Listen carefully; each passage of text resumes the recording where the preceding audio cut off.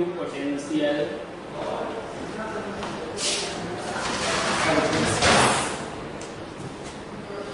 So good morning students.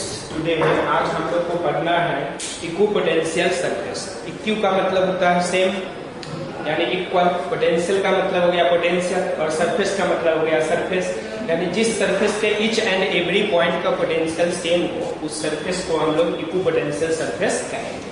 यानी हम लोग लिख सकते हैं the surface whose each and every point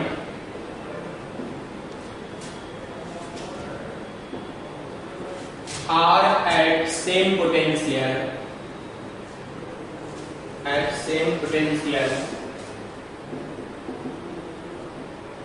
is called equipotential surface. Equipotential surface। अब इस इक्विपोटेंशियल सरफेस को हम लोग समझेंगे कैसे। तो इसके लिए मान लो कि यहाँ पर एक कोई पॉइंट चार्ज है Q। अब इस पॉइंट चार्ज से R डिस्टेंस पे कोई पॉइंट ले लो P, और P पॉइंट का जो डिस्टेंस R है, इस R को रेडियस मान करके स्फीयर ड्रॉ करेंगे, यानी इमेजिन करेंगे एक स्फीयर। अब इस स्फीयर पे कोई 3 पॉइंट्स हम लोग कंसीडर कर रहे हैं। एक पॉइंट इसी को मान लो या पॉइंट A है, यहाँ पर कोई दूसरा पॉइंट B है, और यहाँ पर कोई तीसरा पॉइंट C है। तो A पॉइंट के लिए डिस्टेंस R है, स्फीयर का पॉइंट है तो B के लिए भी डिस्टेंस R होगा, और C पॉइंट के लिए भी डिस्टेंस कितना हो जाएगा R होगा। C के लिए भी डिस्टेंस देखिए R। अब आप जो है पोटेंशियल एट A निकालिए। A पर पोटेंशियल 1/4πε0 चार्ज हो गया Q divided by R। B का पोटेंशियल निकालिए 1/4πε0 charge Q by R। C का पोटेंशियल निकालिए 1/4πε0 charge Q by R।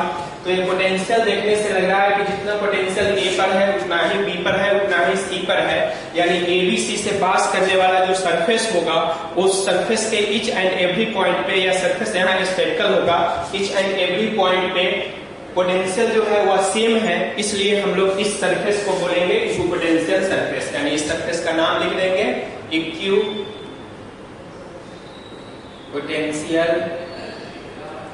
Surface. अब ये कोई जरूरी नहीं है कि इक्विपोटेंशियल सरफेस हमारा स्फेरिकल है। इक्विपोटेंशियल सरफेस हमारा प्लेन सरफेस भी हो सकता है, प्लेन शीट की तरह भी है इक्विपोटेंशियल सरफेस हो सकता है। जैसे मान लेते हैं कहीं पे कांस्टेंट इलेक्ट्रिक फील्ड है, जैसे यहाँ पे मान लेते हैं कि यह कांस्टेंट इलेक्ट्रिक फील्ड है। कांस्टेंट इलेक्ट्रिक फील्ड है तो दो फील्ड लाइंस के बीच का स्पेसिंग जो होगा वह सेम होगा। अब यहाँ पर एक जो है प्लेन सरफेस हम लोग एज्यूम किए ऐसे, तो यह सरफेस के इस पॉइंट सभी का पोटेंशियल सेम होगा, इसलिए यह सरफेस भी हमारा कहलाएगा इक्विपोटेंशियल सरफेस। अब हम लोग को इस इक्विपोटेंशियल सरफेस की कुछ प्रॉपर्टीज पढ़ने हैं, और प्रॉपर्टीज के बाद रिप्रेजेंटेशन पढ़ने हैं कि चार्ज के डिफरेंट डिस्ट्रीब्यूशन के लिए इक्विपोटेंशियल सरफेस कैसा होगा। तो रिप्रेजेंटेशन के पहले प्रॉपर्टी पढ़ना जरूरी है, और प्रॉपर्टी के पहले जो है इक्विपोटेंशियल सरफेस, एक कल आपको टॉपिक बोले थे कि relation between electric field and potential. तो इलेक्ट्रिक फील्ड एंड पोटेंशियल के बीच एक रिलेशन हम लोग को निकालना है, और वह रिलेशन जो है इस इक्विपोटेंशियल सरफेस के कंसेप्ट से निकालना है सिलेबस के अकॉर्डिंग। अदरवाइज हम लोग इजीली निकाल सकते हैं, कॉम्पिटिटिव ट्रिक में डायरेक्ट निकाल लेंगे हम लोग। तो यहाँ पर देखिए पहले इक्विपोटेंशियल सरफेस के कंसेप्ट से हम लोग जो है निकाल रहे हैं relation between electric field and potential. इसको हम लोग लिख सकते हैं relation between electric field and electric potential.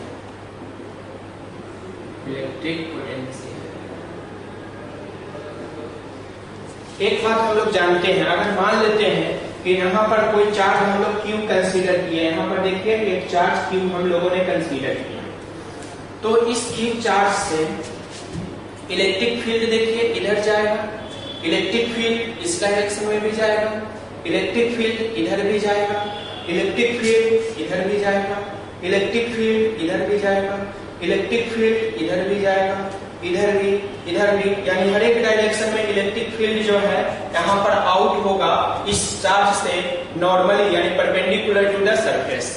और एक चीज और जान रहे हैं हम लोग, जैसे जैसे R हमारा इंक्रीज करेगा इस चार्ज का इलेक्ट्रिक फील्ड स्ट्रेंथ भी डिक्रीज करेगा, क्योंकि इलेक्ट्रिक फील्ड जो है 1/4πε0 Q/r², यानी लिख सकते हैं E is proportional to 1/r², and potential जो है V वह है 1/4πε0 Q/r, यानी V is also inversely proportional to 1/r। तो जैसे जैसे चार्ज से डिस्टेंस बढ़ेगा यानी R इंक्रीज करेगा, हमारा इलेक्ट्रिक फील्ड का स्ट्रेंथ भी डिक्रीज करेगा और साथ साथ जो है पोटेंशियल भी डिक्रीज करेगा। यहाँ पर कन्वेंशनली यह तब होता है जब चार्ज हमारा पॉजिटिव है।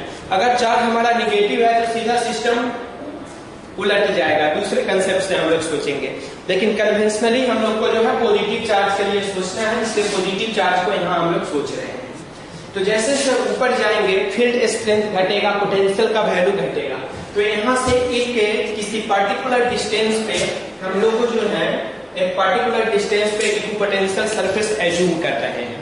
तो देखिए एक इक्विपोटेंशियल सरफेस यहाँ पर हम लोग एज्यूम कर रहे हैं ऐसे, एक इक्विपोटेंशियल सरफेस जो है यहाँ पर एज्यूम कर रहे हैं। इस सरफेस का कुछ नाम दे दीजिए। यहाँ से चार्ज जा रहा है तो इस सरफेस का नेमिंग देना है आपको। ऐसे सरफेस है, चार्ज नीचे, चार्ज यहाँ है, फील्ड लाइंस वर्टिकली है, यहाँ पे एक सरफेस इमेजिन कीजिए, ठीक है। अब इस सरफेस का नाम हम लोग ए रख लेते हैं। इसके ऊपर कोई दूसरा सरफेस हम लोग कंसीडर कर रहे हैं, यहाँ पर एक दूसरा इक्विपोटेंशियल सरफेस कंसीडर कर रहे हैं जिसका नाम हम लोग बी रख लेते हैं। इलेक्ट्रिक फील्ड जो है वह देखिए, अब हम लोग इस सब को मिटा देंगे, इस सब का आपको जरूरत नहीं है। अब केवल रेडियल डायरेक्शन देखिए, यानी normal to the equipotential surface का डायरेक्शन हम लोग को देखना है।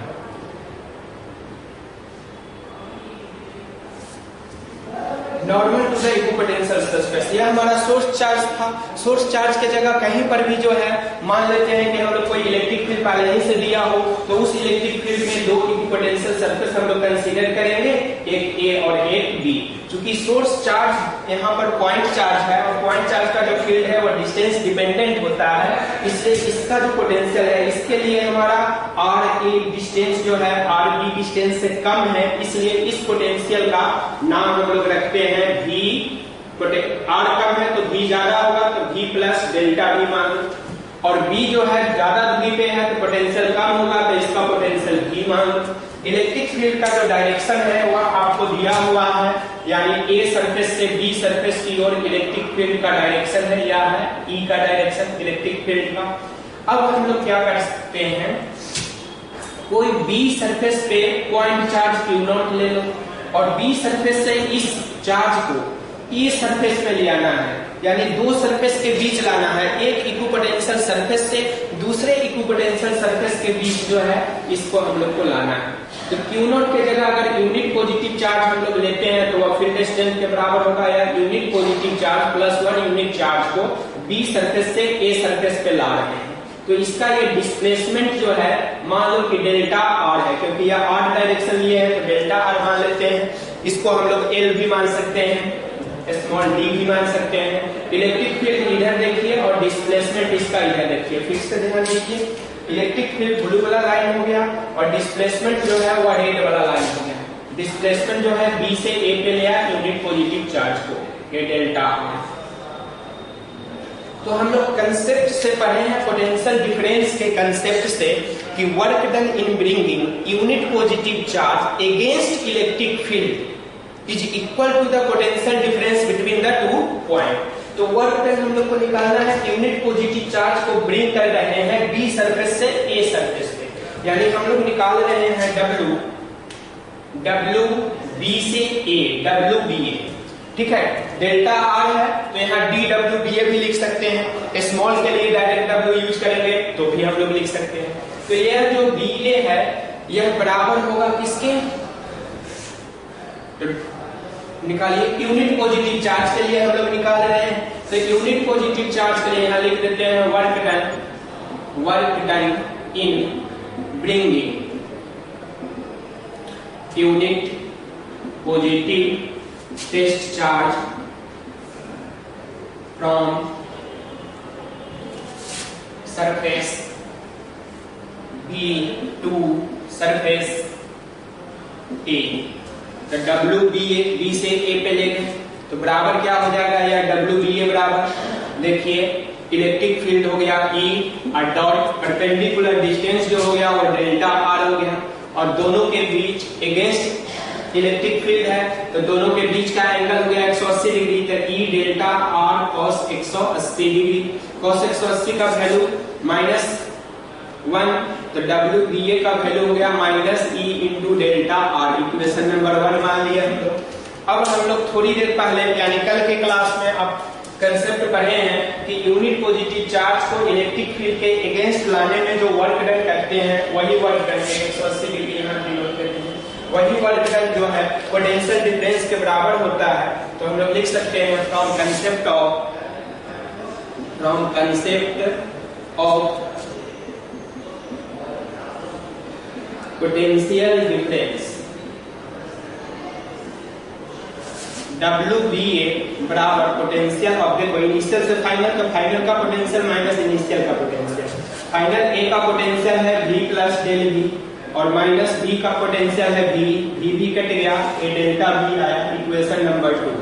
अब हम लोग लिखेंगे फ्रॉम इक्वेशंस 1 एंड 2 या comparing equation 1 and 2 minus E delta R बराबर डेल्टा V, तो E बराबर हो गया minus delta V by delta R।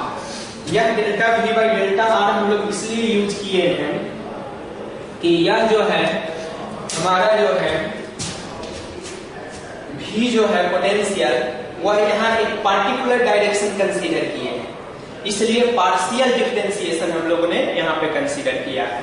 तो यह जो इलेक्ट्रिक फील्ड होगा वह रेडियल डायरेक्शन में केवल होगा, ये केवल दोनों इक्विपोटेंशियल सरफेस का जो परपेंडिकुलर लाइन होगा, दोनों सरफेस से परपेंडिकुलर डायरेक्शन में पास करने वाला जो लाइन होगा उसके अलोंग यह इलेक्ट्रिक फील्ड कहलाएगा। अगर इसको हम लोग ऊपर वाले को जेड एक्सिस मान लेते हैं तो यह हमारा EZ कहलाता, या del V by del Z कहलाता। इतनी बात समझ गए। अगर हमारा मान लो कि यह कोई एक ही डायरेक्शन में वेरी कर रहा हो इलेक्ट्रिक फील्ड, यानी इलेक्ट्रिक फील्ड एक ही डायरेक्शन में वेरिएबल हो, तो उस केस में हम लोग जो है इस डेल्टा को dV से कन्वर्ट कर देंगे, यानी अभी आप कन्वर्ट करके बताते हैं इसका सिग्निफिकेंस क्या हुआ। ये हम लोग को 3 डायमेंशन में भी समझना है कंपटीशन के लिए, और 1 डायमेंशन में तो आप समझ ही गए जो बोर्ड में है आपका ये। तो यहाँ इलेक्ट्रिक फील्ड अगर केवल x का फंक्शन है तो यह बराबर हो जाएगा minus dV by dx, x direction के रिस्पेक्ट में, और यहाँ जो dx होगा वह दो इक्विपोटेंशियल सरफेस x डायरेक्शन में ले रहे हैं, यानी इलेक्ट्रिक फील्ड अगर इधर जा रहा है तो एक यह इक्विपोटेंशियल सरफेस है, एक यह इक्विपोटेंशियल सरफेस है, और इस डायरेक्शन में हम लोग कंसीडर कर रहे हैं, इसका मीनिंग यह होगा।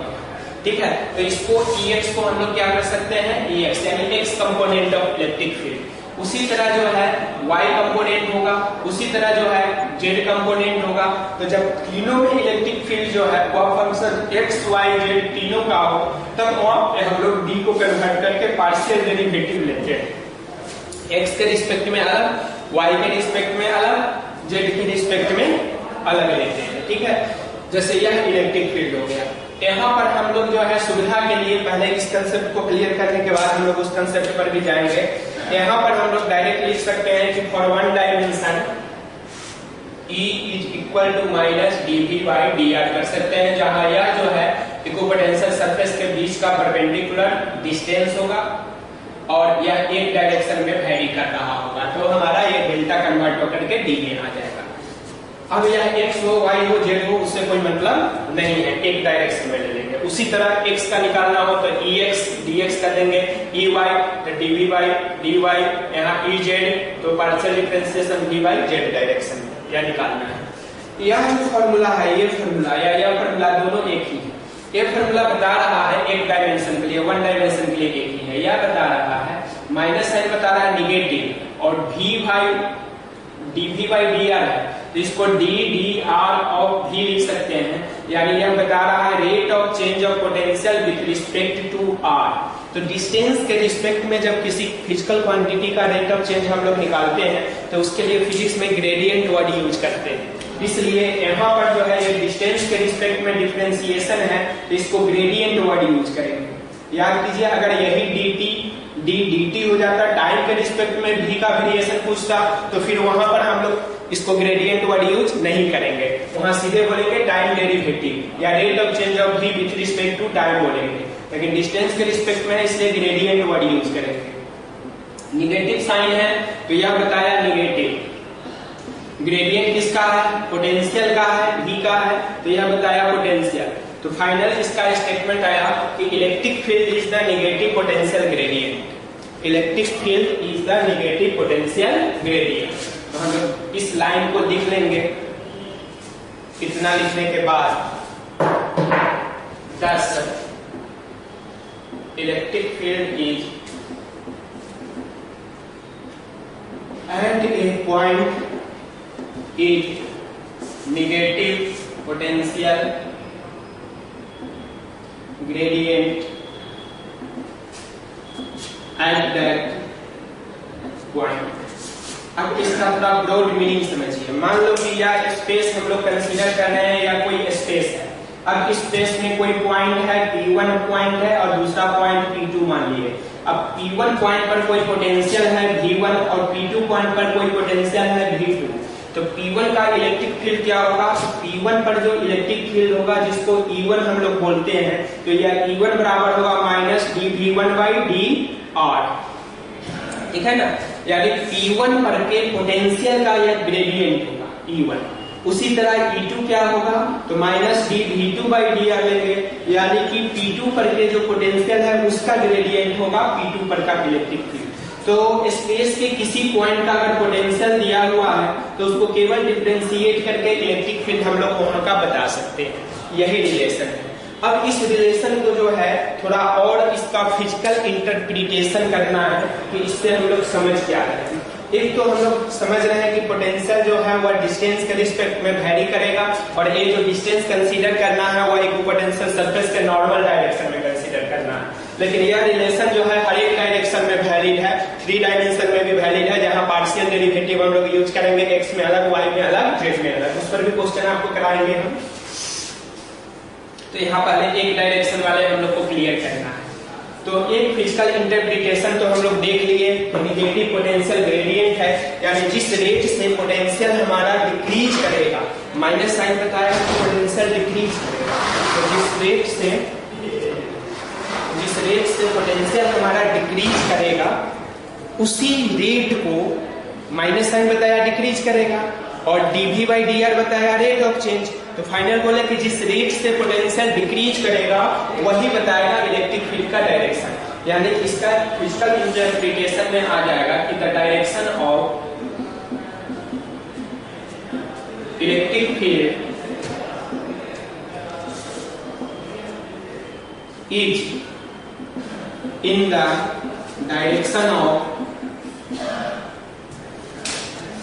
direction of decrease in potential। यानी जिस डायरेक्शन में पोटेंशियल हमारा डिक्रीज कर रहा है उस डायरेक्शन में इलेक्ट्रिक फील्ड होगा। अब देखिए यहाँ पर आप पॉइंट चार्ज लेकर के हम लोग कंसीडर किए हैं। तो पॉइंट चार्ज में देखिए एक सरफेस का पोटेंशियल V प्लस dV है, B का पोटेंशियल जो है वो V है, तो A से B का पोटेंशियल कम है, यानी इलेक्ट्रिक फील्ड का डायरेक्शन जो है वह A से B की ओर होगा। अब देखिए दूसरी बात एक और है, अगर A के पहले का कोई सरफेस हम लोग कंसीडर करते हैं, A के पहले का कोई सरफेस C कंसीडर करते हैं, तो अब C सरफेस के लिए देखिए, C सरफेस के लिए अगर इक्विपोटेंशियल सरफेस हम लोग एज्यूम करें या C सरफेस हो गया तो C का जो पोटेंशियल होगा वह A से भी ज्यादा होगा। तो यह जो है V plus delta V, A का प्लस कुछ होगा तो डेल्टा डैश भी मान लेते हैं। अब यहाँ पर देखिए C और A के बीच का यह पोटेंशियल डिफरेंस देखना है आपको। डेल्टा R लिए है तो डेल्टा R1 मान लीजिए इसको, और उसी तरह जो है B और A के बीच का जो स्पेसिंग है पोटेंशियल इक्विपोटेंशियल सरफेस का, इसका डेल्टा R2 मान लीजिए। तो यहाँ हम लोग देख रहे हैं कि इस दोनों के बीच इसका पोटेंशियल ज्यादा है, उससे इसका कम है। इधर इधर पोटेंशियल जैसे आगे जा रहा है पोटेंशियल हमारा डिक्रीज कर रहा है। तो इलेक्ट्रिक फील्ड का स्ट्रेंथ यहाँ ज्यादा है, यहाँ पर इलेक्ट्रिक फील्ड का स्ट्रेंथ कम होगा, क्योंकि डिस्टेंस बढ़ गया तो इलेक्ट्रिक फील्ड स्क्वायर के इनवर्सली प्रोपोर्शनल होता है, आर के स्क्वायर के इनवर्सली प्रोपोर्शनल होता है। तो इलेक्ट्रिक फील्ड स्ट्रेंथ डी पर कम होगा, ए पर उससे ज्यादा होगा, उससे भी ज्यादा सी पर होगा। तो सी और ए के बीच का जो स्पेसिंग है वह कम होगा जहां इलेक्ट्रिक फील्ड स्ट्रेंथ ज्यादा है, और ए और बी के बीच का जो स्पेसिंग होगा वह ज्यादा होगा क्योंकि यहाँ इलेक्ट्रिक फील्ड स्ट्रेंथ कम है। इसका मतलब यह हो गया क्लोजर अगर इक्विपोटेंशियल सरफेसेस है तो इलेक्ट्रिक फील्ड स्ट्रेंथ वहां पे ज्यादा होगा, और फार्दर अपार्ट इक्विपोटेंशियल सरफेसेस है तो वहां पे इलेक्ट्रिक फील्ड स्ट्रेंथ कम होगा। यानी इलेक्ट्रिक फील्ड स्ट्रेंथ कम होगा फार्दर अपार्ट सरफेस पे और ज्यादा होगा क्लोजर सरफेस पे। यहाँ पर अभी अभी हम लोगों ने देखा कि डायरेक्शन जो है वह हमारा जिधर पोटेंशियल डिक्रीज कर रहा है उस डायरेक्शन में है, और इलेक्ट्रिक फील्ड स्ट्रेंथ जो है वह rate of change of potential के बराबर होता है मैग्नीट्यूड में। यानी जिस रेट से पोटेंशियल डिक्रीज करता है उस रेट के बराबर होता है इलेक्ट्रिक फील्ड का स्ट्रेंथ। तो जिस डायरेक्शन में डिक्रीज किया उस डायरेक्शन में हमारा फील्ड का डायरेक्शन हुआ। तो इलेक्ट्रिक फील्ड स्ट्रेंथ डिक्रीज किधर कर रहा है हमारा, सी से ए जाने में, ए से बी जाने में। इसका मतलब है क्लोजर इक्विपोटेंशियल सरफेस से फार्दर अपार्ट इक्विपोटेंशियल सरफेस जाने में। इसका मतलब यह हो गया कि इलेक्ट्रिक फील्ड का डायरेक्शन जो है इक्विपोटेंशियल सरफेस के टर्म में अगर देना हो तो हम लोग बोलेंगे the direction of electric field is from closer equipotential surfaces to farther apart equipotential surfaces. यानी इक्विपोटेंशियल सरफेस कहीं पे दिया हुआ है 10-12 सरफेस, और उसके सेपरेशन के आधार पे आपको इलेक्ट्रिक फील्ड का डायरेक्शन बताना है, तो क्लोजर से फार्दर अपार्ट की ओर इलेक्ट्रिक फील्ड का डायरेक्शन होगा। ये बात हम लोग को समझना है पहला। तो ये भी एनालिसिस जो है हम लोग को यहीं से मिलता है, किस फॉर्मूला से, E बराबर minus del V by del R use करो या minus dV by dR use करो, जो भी लिख सकते हैं। इस फॉर्मूला से हम लोग को मिलता है, इसी का फिजिकल इंटरप्रिटेशन से दो बातें मिलती है। पहला तो मिलता है कि इलेक्ट्रिक फील्ड का स्ट्रेंथ जो है वह dr के इनवर्सली प्रोपोर्शनल है। जैसे अगर मान लेते हैं हम लोग डेल्टा V को कांस्टेंट मान लेते हैं तो E इज प्रोपोर्शनल, साइन को हटा देते हैं मैग्नीट्यूड लेते हैं तो E is proportional to 1 by delta R। तो delta R is proportional to 1 by E। अब देखिए इलेक्ट्रिक फील्ड स्ट्रेंथ बढ़ेगा तो सेपरेशन क्या होगा, घटेगा, और डेल्टा R क्या है, spacing between two equipotential surface. तो फील्ड स्ट्रेंथ बढ़ेगा तो सरफेस का स्पेसिंग घटेगा, फील्ड स्ट्रेंथ घटेगा तो सरफेस का स्पेसिंग बढ़ेगा। यानी कि क्लोजर वाला जो होगा वो ज्यादा स्ट्रेंथ वाला इलेक्ट्रिक फील्ड होगा, फार्दर वाला जो होगा कम स्ट्रेंथ वाला इलेक्ट्रिक फील्ड होगा, और डायरेक्शन जो है वह हमारा हाई स्ट्रेंथ से यानी ज्यादा स्ट्रेंथ से कम स्ट्रेंथ की ओर होता है, इसलिए यह closer equipotential surface to farther equipotential surface direction होगा। तो ये सब प्रॉपर्टी हम लोग को पढ़ना है, ये भी दो फिजिकल इंटरप्रिटेशन में है, इस दोनों को हम लोग प्रॉपर्टी में यूज करेंगे, प्रॉपर्टी बना देंगे दो प्रॉपर्टी, और दो प्रॉपर्टी और पढ़ना है। तो अब हम लोग जो नेक्स्ट सब टॉपिक इसका पढ़ेंगे उसका नाम है प्रॉपर्टीज ऑफ इक्विपोटेंशियल सरफेसेस। उस प्रॉपर्टी में ये पूरा रिपीट हो जाएगा आपको।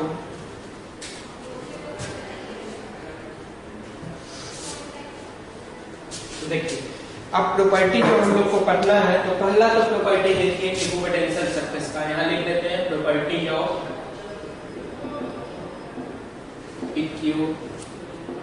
Equipotential surfaces. पहला प्रॉपर्टी क्या है, इक्विपोटेंशियल सरफेस का पहला प्रॉपर्टी हम लोग को चेक करना है। मान लेते हैं कि यह हमारा इक्विपोटेंशियल सरफेस है, यहाँ पर कोई सोर्स चार्ज है, और यहाँ पर कोई पॉइंट A है, और यहाँ पर कोई पॉइंट B है। A से B किसी Q0 चार्ज को जो है हम लोग ले जा रहे हैं A से B Q0 को, तो वर्क डन हम लोग को निकालना है। A से B हम लोग चार्ज को ले रहे हैं Q0, तो लिखेंगे work done in bringing Q0 from A to B on equipotential surface. ठीक है, तो W A to B ले गए, तो यह बराबर होगा VB माइनस VA। अब इक्वेशन नंबर 1 हो गया। अब देखिए since A and B are on same equipotential surface, यानी अगर यह दूसरे इक्विपोटेंशियल सरफेस पे होता, अगर यहाँ पर इक्विपोटेंशियल सरफेस दूसरा लेते, ए पॉइंट यहाँ होता, बी पॉइंट यहाँ होता, तब तो वर्क डन होगा। एक इक्विपोटेंशियल सरफेस से दूसरे इक्विपोटेंशियल सरफेस पे ले जाने में वर्क होगा, लेकिन एक ही इक्विपोटेंशियल सरफेस के किसी एक पॉइंट से दूसरे पॉइंट तक ले जाने में वर्क डन क्या होगा, वही हम लोग निकाल रहे हैं। तो since A and B are on the same equipotential surface, यहाँ सेम लिखना जरूरी है, सीधे इक्विपोटेंशियल सरफेस रखिएगा तो कोई ये भी समझ लेगा कि यहाँ दूसरा इक्विपोटेंशियल सरफेस ले लिए, पहले से दूसरे पे ले जाएंगे तो वर्क डन तो होगा यहाँ, क्योंकि फील्ड का डायरेक्शन क्लोजर से फादर की ओर इधर हो गया। अब इसको इधर से इधर लाया, इधर से इधर लाया, वर्क डन तो होगा, इधर पॉजिटिव और निगेटिव। इसलिए एक ही इक्विपोटेंशियल सरफेस के किसी दो पॉइंट पे एज्यूम करना है। तो since A and B are on same equipotential surface,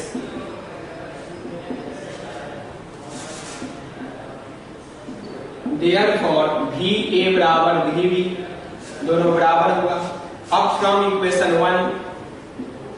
1 से देखिए WAB बराबर हो गया VB और माइनस VB, A को VB के बराबर कर दिए, A हो गया 0, यानी A से B पे अगर चार्ज को हम लोग ले जाए तो वर्क डन क्या हो गया 0, यानी no work is done in bringing a charge from one point to another point on a equipotential surface, यानी सेम इक्विपोटेंशियल सरफेस पे एक ही इक्विपोटेंशियल सरफेस के किसी एक पॉइंट से दूसरे पॉइंट तक ले जाने में कोई वर्क नहीं होता है चार्ज को, यानी A पॉइंट से B पॉइंट तक अगर चार्ज गया तो कोई वर्क हमारा नहीं होगा।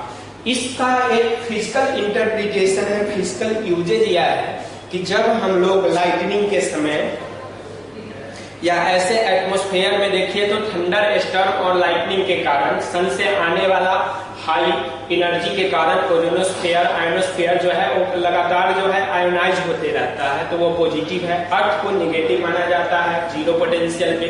तो दोनों के बीच पोटेंशियल डिफरेंस होने के कारण 1800 एम्पियर का इलेक्ट्रिक करंट जो है वह एटमॉस्फेयर में पूरे ग्लोब पे है, लगातार एटमॉस्फेयर से अर्थ की ओर फ्लो कर रहा है। 1800 एम्पियर का इलेक्ट्रिक करंट फ्लो कर रहा है, यानी पोटेंशियल डिफरेंस है। फिर इस 1800 एम्पियर के इलेक्ट्रिक करंट में हम लोग प्रेजेंट है और फिर भी हम लोग को शॉक क्यों नहीं लगता है, क्योंकि ग्राउंड जो है अर्थ वह हम लोग के बॉडी के साथ मिलकर के एक इक्विपोटेंशियल सरफेस बना लेता है, और जैसे ही वह इक्विपोटेंशियल सरफेस बनाएगा कोई वर्क डन नहीं होगा, और कोई वर्क डन नहीं होगा इसलिए हम लोग को कोई शॉक नहीं लगेगा, क्योंकि चार्ज का एक ट्रांसफर ही नहीं होगा ए पॉइंट से बी पॉइंट तक।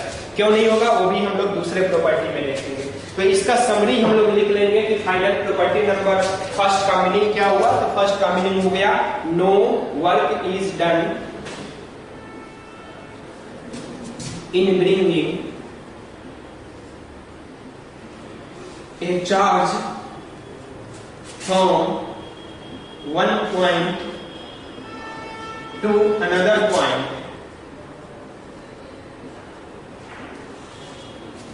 on equipotential surface, on equipotential surface। अब दूसरे प्रॉपर्टी में हम लोग को देखना है कि इक्विपोटेंशियल सरफेस ही कहीं दिया हो और तब हम लोग को डायरेक्शन निकालना हो कि डायरेक्शन किधर है, यानी इलेक्ट्रिक फील्ड का डायरेक्शन किधर है इक्विपोटेंशियल सरफेस के केस में। तो उसके लिए हम लोग क्या निकालेंगे, सो देखिए उसके लिए तो प्रॉपर्टी नंबर 2 पढ़ेंगे। उसके लिए हम लोग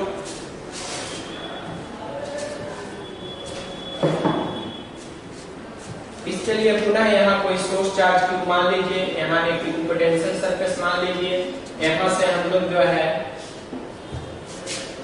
क्यू नॉट चार्ज ले लेते हैं या कुछ दूरी हो जाएगा। यहाँ पर इलेक्ट्रिक फील्ड जो है किस डायरेक्शन में होगा इस सरफेस पे, यही हम लोग को डिसाइड करना है। 3 डायमेंशनली सोचना है आपको, ये स्फीयर का पार्ट है, इधर सरफेस हो गया, फील्ड का डायरेक्शन इस पॉइंट पे हम लोग को डिसाइड करना है फील्ड का डायरेक्शन क्या होगा। तो इसके लिए हम लोग जो है मान लेते हैं स्मॉल डिस्प्लेसमेंट जो है ले गए, इस क्यू नॉट चार्ज को स्मॉल डिस्प्लेसमेंट ले गए अलोंग द इक्विपोटेंशियल सरफेस, यानी ds मान लेते हैं, ds सरफेस के अलोंग क्यू नॉट चार्ज को ले गए।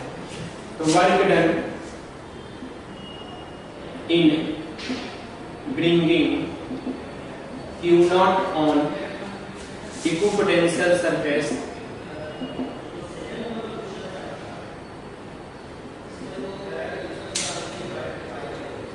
equipotential surface through ds distance है, डिस्प्लेसमेंट से लेकर, तो यह वर्क डन dw बराबर हो जाएगा F हो गया, पहले तो फोर्स देख लीजिए F डॉट ds, तो dw बराबर हो गया F का value Q not into electric field E dot ds। अब हम लोग जानते हैं, थोड़ी देर पहले पढ़े हैं कि इक्विपोटेंशियल सरफेस पर किसी एक पॉइंट से दूसरे पॉइंट तक चार्ज को अगर ले जाते हैं तो कोई वर्क नहीं होता है। इसका मतलब है कि यह वर्क डन 0 होगा। From property first, property number 1, dw बराबर है 0 implies that Q not E dot ds is equal to 0। तो Q नॉट तो 0 हो नहीं सकता है, तो E डॉट ds का वैल्यू 0 होगा। E जो है इलेक्ट्रिक फील्ड है, वेक्टर क्वांटिटी, और ds जो है वह डिस्प्लेसमेंट है, ये भी वेक्टर क्वांटिटी।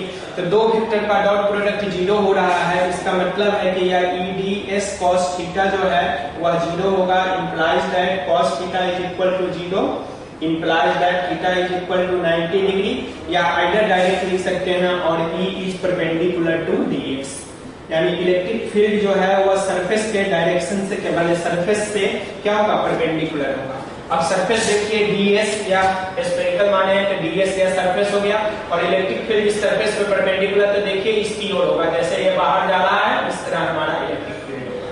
तो यहाँ पर हम इलेक्ट्रिक फील्ड का डायरेक्शन हम लोग बना देंगे, या हो जाएगा E का डायरेक्शन, यह हो गया हमारा ds का, और दोनों के बीच यह 90 डिग्री एंगल हो गया। तो इस तरह हम लोग देख रहे हैं कि electric field is perpendicular to the equipotential surface, यानी direction of electric field is perpendicular to the equipotential surface. तो इसका फाइनल स्टेटमेंट यही हुआ प्रॉपर्टी नंबर 2 का। फाइनल स्टेटमेंट हम लिख देते हैं प्रॉपर्टी नंबर 2 का, direction of electric field is normal to the equipotential surface, equipotential surface. अब हम लोग आते हैं प्रॉपर्टी नंबर 2 के बाद प्रॉपर्टी नंबर 3।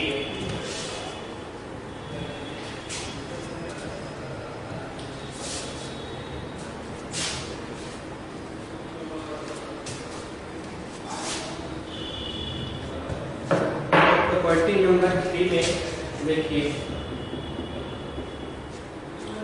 हम लोग जानते हैं E is equal to minus delta V by delta R, और डेल्टा V को अगर हम लोग कांस्टेंट ले लें तो E is proportional to 1 by delta R, तो delta R is proportional to 1 by E। इसका मतलब है डेल्टा R जो है दो इक्विपोटेंशियल सरफेस के बीच का स्पेसिंग है, और इलेक्ट्रिक फील्ड स्ट्रेंथ बढ़ेगा तो यह स्पेसिंग घटेगा, क्योंकि डिनोमिनेटर बढ़ेगा तो रेशियो घटेगा, और E घटेगा तो बढ़ेगा यह dr। इसका मतलब हो गया कि electric field strength is greater here spacing between two equipotential surface is lesser. इसका मतलब है क्लोजर इक्विपोटेंशियल सरफेस। तो इसको हम लोग लैंग्वेज में कैसे लिखेंगे कि electric field strength is greater here spacing between equipotential surfaces, spacing between, यहाँ spacing का मतलब हुआ परपेंडिकुलर स्पेसिंग, दो इक्विपोटेंशियल सरफेस के बीच का परपेंडिकुलर स्पेसिंग लेना है। स्पेसिंग बिटवीन इक्विपोटेंशियल सरफेसेस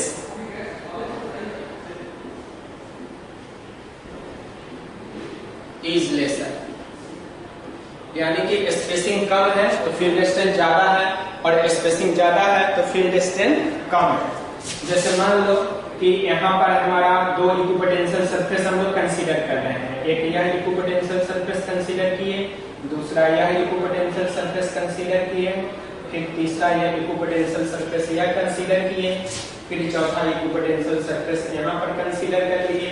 इस तरह इक्विपोटेंशियल सरफेसेस जो है वह स्पेस में दिया हुआ है।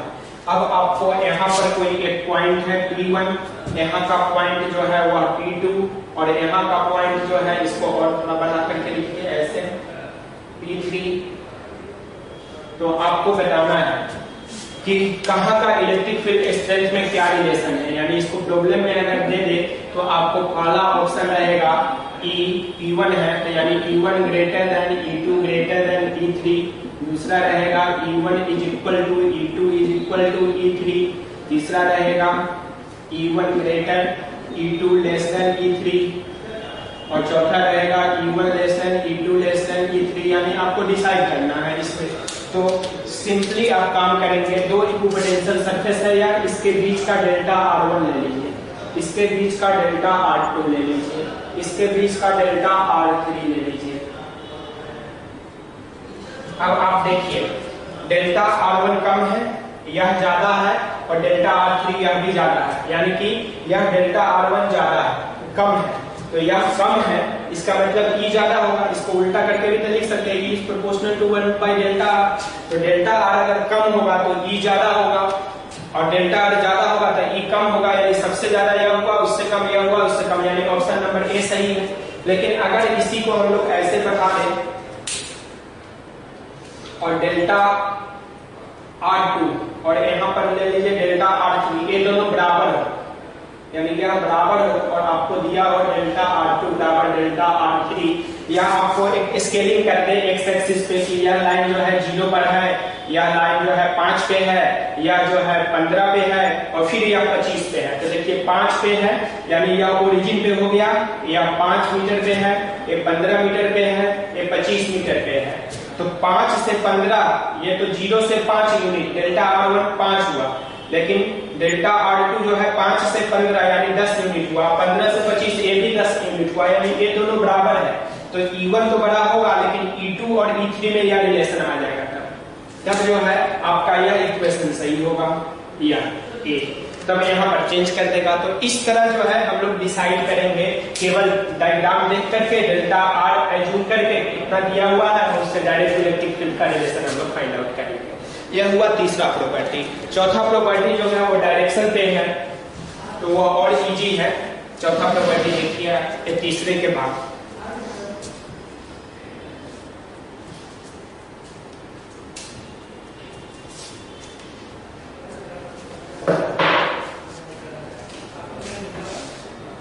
टाइम 2 ही मिनट बचा हुआ है, प्रॉपर्टी हो जाएगा। लिखिए from analysis of analysis of E बराबर minus dV by dr, indicative minus sign बताएगा द डायरेक्शन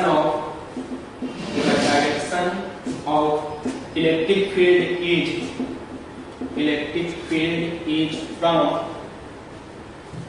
इलेक्ट्रिक फील्ड ज्यादा से कम की ओर, यानी ये डिक्रीज के डायरेक्शन में है, ज्यादा से कम की ओर, और ज्यादा फील्ड है वहां क्लोजर इक्विपोटेंशियल सरफेस है। टाइम कट गया है, कोई बात नहीं, इस पे देखिए। तो the direction of electric field is from closer equipotential surface to farther apart equipotensial surfaces।